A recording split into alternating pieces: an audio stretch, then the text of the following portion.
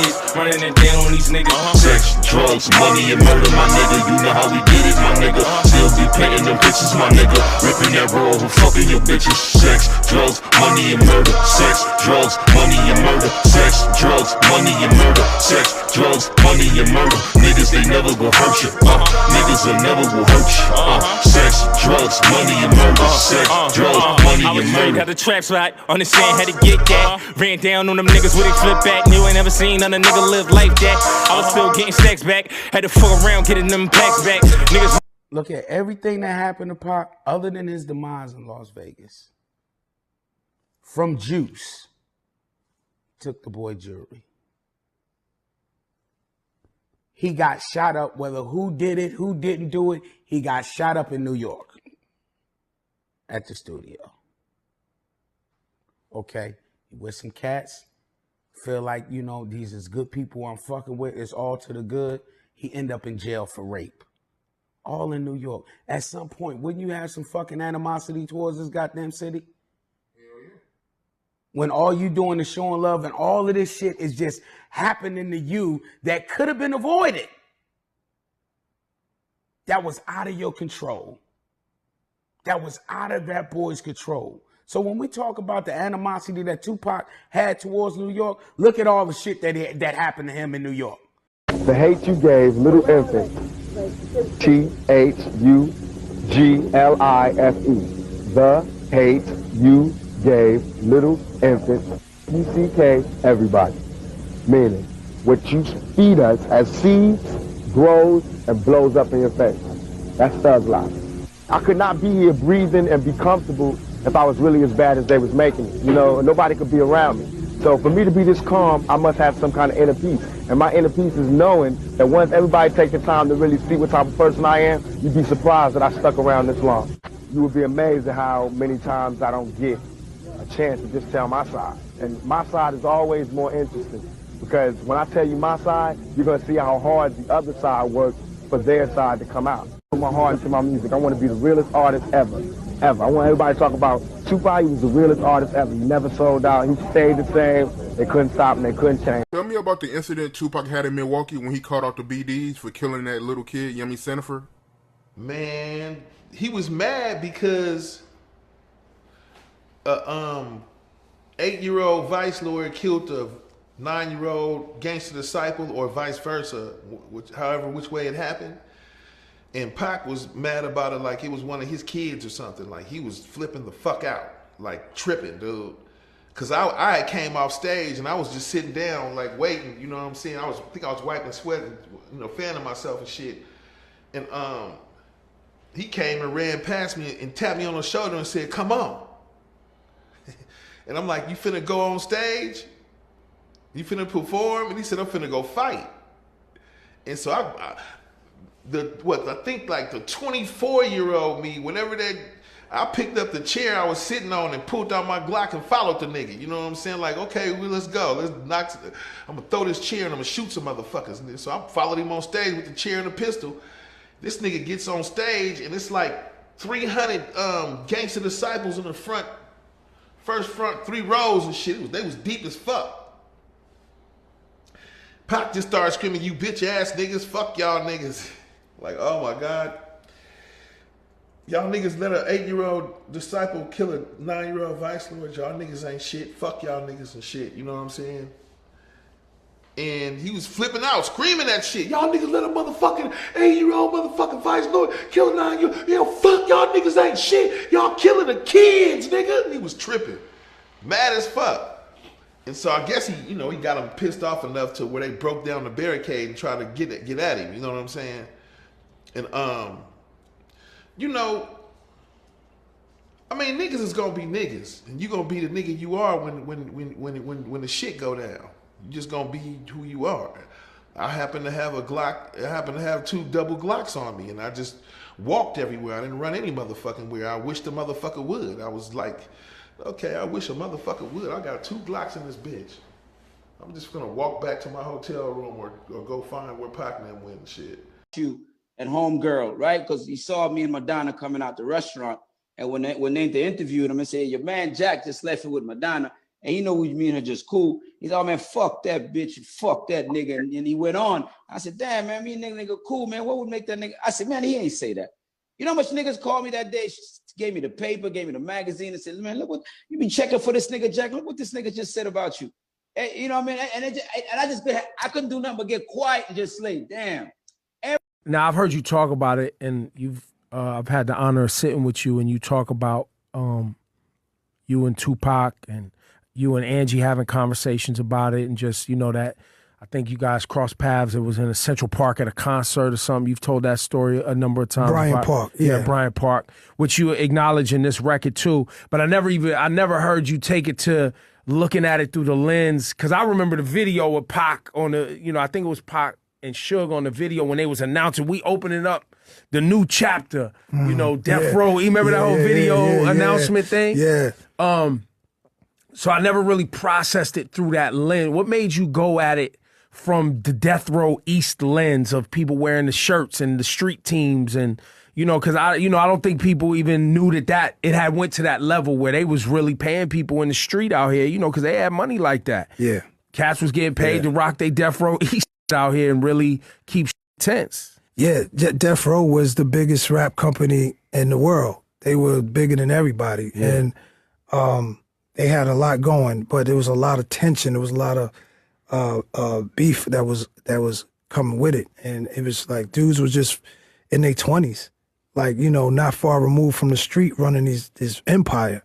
So, you know, in New York, when they came here, you know, we was just like, wow, it was our time. There was myself, Pac, Biggie,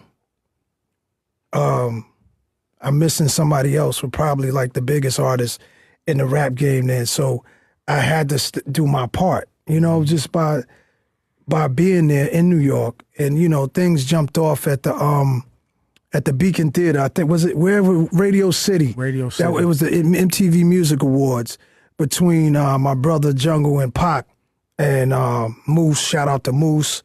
And it started from there. You know what I'm saying? I saw Pac backstage, and we had words, but it was just funny. It was like, do your thing, Jung, right on cue. Yo, right on cue. Yo, what up, guys? He's in the building. What's happening, man? Yo, I was just telling him last time I saw you sticking me up for like 40 Summer Jam passes. Yeah, you was the greatest that day too. You helped make history, Queensbridge history. It was crazy. Yo, I didn't know you was coming here. This is the first time I think you ever been at a interview with me in a room. As I'm talking about you. No, we was just talking about MTV. How did you know I was here? I was scheduled to be here with you, but I'm a little late. Somebody was smart to do that. Yo, so this is the first brother interview. Have y'all ever done an interview together? We probably did, but I don't know where that footage is. Yo, so let's just pick up where we was. You was talking MTV Awards. Oh man, and Moose do you remember how clear do you remember? I'm in the seats at the spot, and somebody came and said, yo, your brother and them was getting it on in the lobby or whatever, or something like that. So I got up and I went out there, but it was already squashed at that point. Yeah, so you was out there. You was out there with the Outlaws and Pac. Yeah, shout out to the Outlaws, Edie, Napoleon. Oh man. Yeah, you had to present an award or something, and you was like, yo, I'll be right back, because we all couldn't go with you. I was still a teenager. I forgot how old I was, but I definitely wasn't 20 yet. And I went to get a drink, and I saw this girl that looked lost. So I'm like, where you going? You know what I mean? She's like, I'm looking for my friends. I said, who? Death Row. I was like, what? When I see one of them, I'm going to take a chain. You know, and then she was laughing. I was trying to make her laugh to come get a drink with me, but I was on some Queensbridge Mob Deep. You know what I mean? It's like, yeah, Mob Deep in the house. I'm going to take a chain. And she was laughing, and then they came Shout around out to for Havoc. real. They started Rest coming in for peace real. to P. And she said, here they come, and looking at me with Why the did you face. say Mob Deep? You was just bobbing? Nah, because on the song, Oh, Hit 'Em Up, they was dissing each other. Hit 'Em Up Okay. already. Yeah, they You hit know 'em It's what a I mean? QB thing. They dissed Mobb Deep on Hit 'Em Up. For sure. So She said, "Here they come now." And she gave me that look like, I know you're not gonna do all that stuff you were saying. And when they was coming, I yelled it out. Yo, Mob Deep in the house, I will take a death row chain. And they was all looking, what? They all. I don't think Mob Deep know this story. They might not. Nah. Yeah. And then they got ready, but then they all left. They went to go get Tupac. You know, they wasn't with Tupac. He was backstage doing the awards too, and they came right back with Pac, and he's looking like, who said that? Who said that? Who said that? And I was like, oh God. And I was with his guy Moose. And Moose was like, man, yo, I got you. I see everybody, and they don't even know I'm with you. And he's like this karate expert from Queensbridge. Yeah. This is before security guards. Yeah. So when he said that, I was like, all right, cool. Mob Deep, and I said it again. Mob Deep, what's up, Pac? Like, what's up? I'll take your chain right now. Well, you know what I mean? And then they surrounded me again. They surrounded me. Oh, what's up with you? All of this. And Death Row, we here to die. You don't know Death Row. They had razors in their hands, everything. They said we here to die. I guess They said we here to die. Gaddafi, the one with the dread, with the braids Yeah. going back, the light skin dude. Oh yeah, rest in peace, Rest in Gaddafi. peace. Yeah, He said that. He said, I'm Death Row. I'm here to die, boy. I said, that's whoa. hard. That was when it got scary a little bit. That was the first time my heart was. You was like, oh, this I ain't. said, this is serious. real. Yeah. So, you know, I got ready. I just got ready. Like, if they start jumping, I'm going to go crazy. Like, I'm not going to just let nobody do Now, nothing. was this just Jersey dudes, outlaw dudes? Or was this also, because in the song Death Row East, you specifically, Nas, talk about cats from Queens, from the city, rocking these Death Row East t-shirts. The Death Row East thing was given to Eric B. And another solid individual out of Queens, Big D, and somebody else. You know who you are, and just I was surprised to see Eric was there in the park. This is not that incident. This is a separate incident. When that didn't happen, that was just like the Outlaws and a couple of Death Row guys. Yeah, it wasn't like 100 deep yet. Got it. Got it. Yeah. You see how this is a story? This is a great, even to this day. This is one song.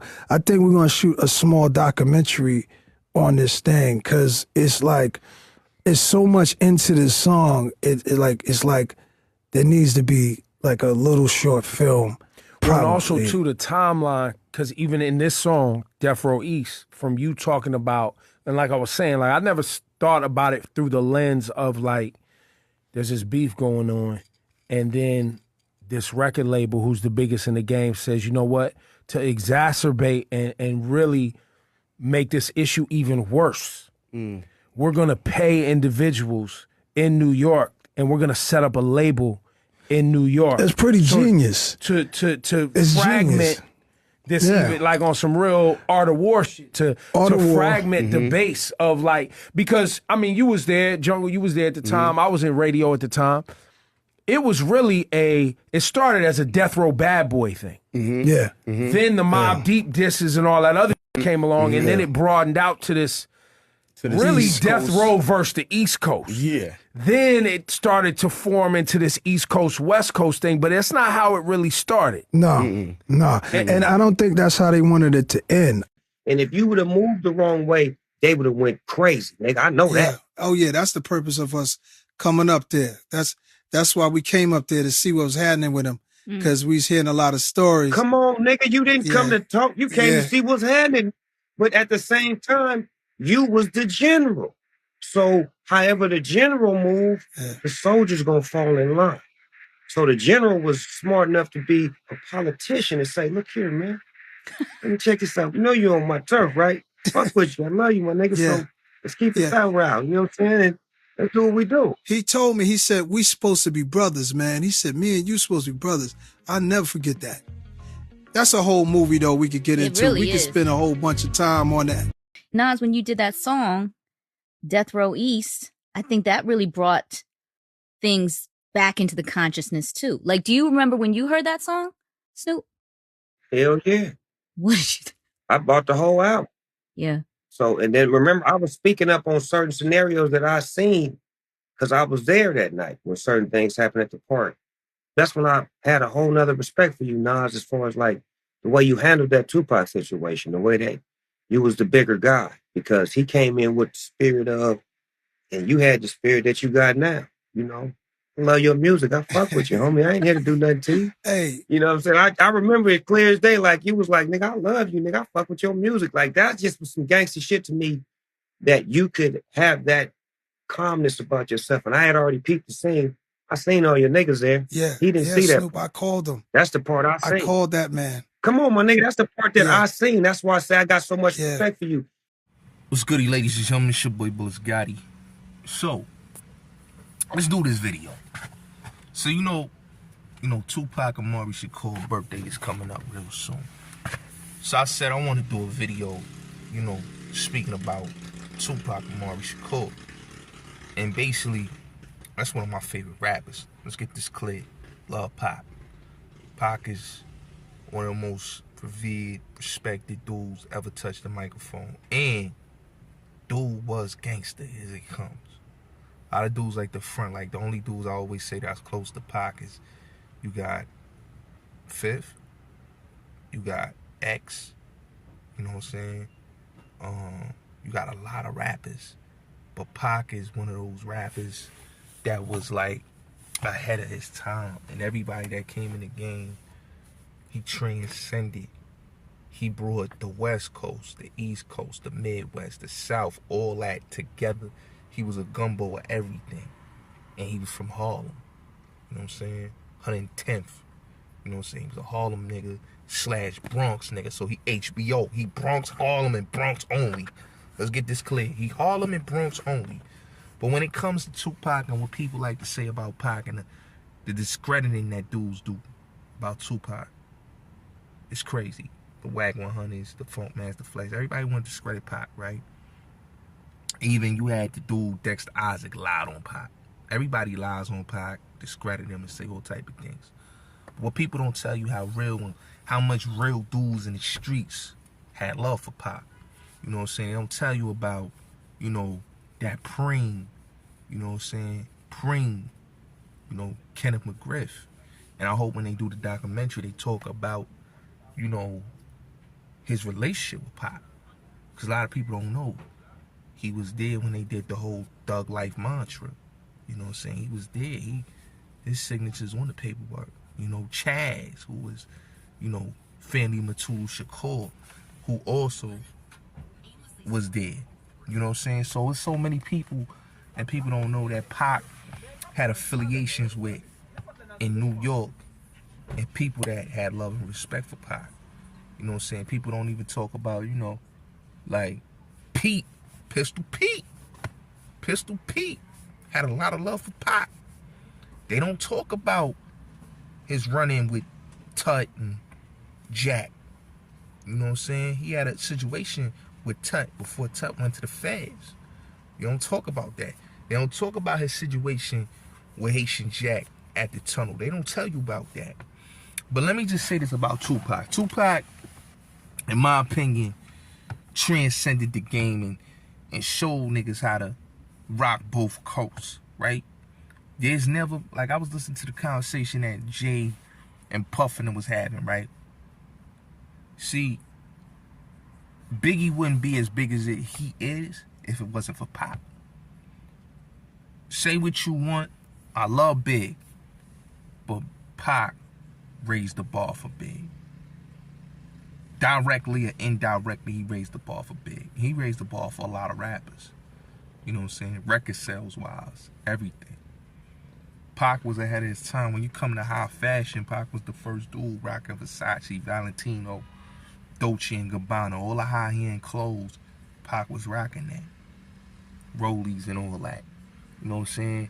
A lot of niggas don't know, but see, when people talk about Tupac and they talk about his story, I think a lot of niggas just like to talk about the negative, right?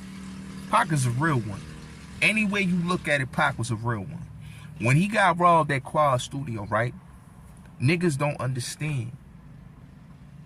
They don't tell you the blowback and the after effects what happened. They don't tell you that Big Nose Troy and E-Money Bags wanted to retaliate for that situation when Pac and Nichols got shot at Quad. They ain't tell you that the Brooklyn niggas put a peace treaty. Scooter and all them niggas put a peace treaty after what they did. They don't tell you that. They don't tell you that story. They don't tell you that Haitian Jack lined Pac up at Quad and lined him up. Him and Lil Sean. Why you don't think Lil Sean don't come out and talk about how he knew what happened to Pac? He know who shot Pac. But he'll never tell you that because he is being a coward about it. But the real recognize the real. The real know what it is, man. Pac was the real, man. Real talk. Realest of the real, man. You know what I'm saying? He came in the game at a time when most niggas wasn't doing what he was doing. You know what I'm saying? So, you gotta say salute to Pac and give him his flowers. Like, people don't understand is, like, Pac really changed the game when he came out. You know what I'm saying? Like, what he did with Thug Life, what he did with, you know, just with the whole, the culture, you know what I'm saying? When it comes to high fashion, when it comes to his influence, you know, rappers starting to wear tattoos, you know, the certain way he wore his bandanas. Pac was ahead of his time. And that's why I always say that Pac need to get his flowers. In 2022, Pac still ain't getting his flowers. Pac still getting hated on. This is a dude that got love from street dudes, you know, dudes from the suburbs, you know, you got from everybody, even the bitches, you know, they love Pac. Pac was, like I said, ahead of his time. He was really changing the game on so many levels that a lot of people just don't understand that if it wasn't for Tupac, man, you know, you wouldn't get a lot of these rappers that came after him because a lot of rappers took the Tupac blueprint. You know what I mean? He changed the game when he came out. You know what I'm saying? From Digital Underground to him going solo and doing Strictly for My Niggas, and before that Tupac Apocalypse, right? But he found himself when he did Me Against the World, All Eyes on Me, 7 Day Theory. This man got 1,000, maybe 2, maybe over 1,000 unreleased music that people ain't even heard, that he recorded from 94, 96, you know what I'm saying, even late 95, you know what I'm saying? So he got so much music, and a lot of his lines, a lot of his quotables been quoted from a lot of rappers, not only from the East Coast, the West Coast, the Midwest, and the South. You know what I'm saying? This is a dude that had love. A lot of people say, oh, Pac ain't had love in the East. He had love in the East. You know what I'm saying? He had love in the East. He had love in the West. He had love in the South. He had love everywhere. You know what I'm saying? He just didn't have love just in the West Coast. You know what I'm saying? He had love in the East, too. You know what I'm saying? Like I said, man, you know, what happened to Pac was, you know, the nigga Haitian Jack and the nigga Lil Sean, man. They know what happened. You know what I'm saying? And Lil Sean co-defended was the one that Pop. Let's keep it real. So they know what happened to Pac in Quad Studio. You know what I'm saying? They know what happened to Pac in that studio. They know who lined up what. You know what I'm saying? Jack, you know, people want to throw it on Jimmy. Yeah, Jimmy had some little bit to do with it. You know what I'm saying? May have known what happened. But the right ass nigga Jack was the one that really set it off. You know what I'm saying? Tut could expose everybody. He could expose Lil Sean. He could expose Jack. He could expose Jimmy. He could expose a lot of niggas, and he held the game. And this is a nigga that went to court, and how he got caught up is that he went to court with Pac Rolly. You know what I'm saying? He got into a situation, a lot of people don't know, he got into a situation with Pistol Pete. You know what I mean? Shout out to Sex Money Murder. Shout out to Pistol Pete. Just like Haitian Jack got in a situation with Pistol Pete. A lot of people don't know Pete was rocking with Pac heavy. You know what I'm saying? On the low. You know, a lot of people don't know that Preem, when Pac came to New York, Cream was fucking with Pac heavy. Fat Joe, you know, Rap from Fort Greene. Like, there's a lot of real niggas in the town, man, that you'd be surprised that was rocking with Pac in the streets.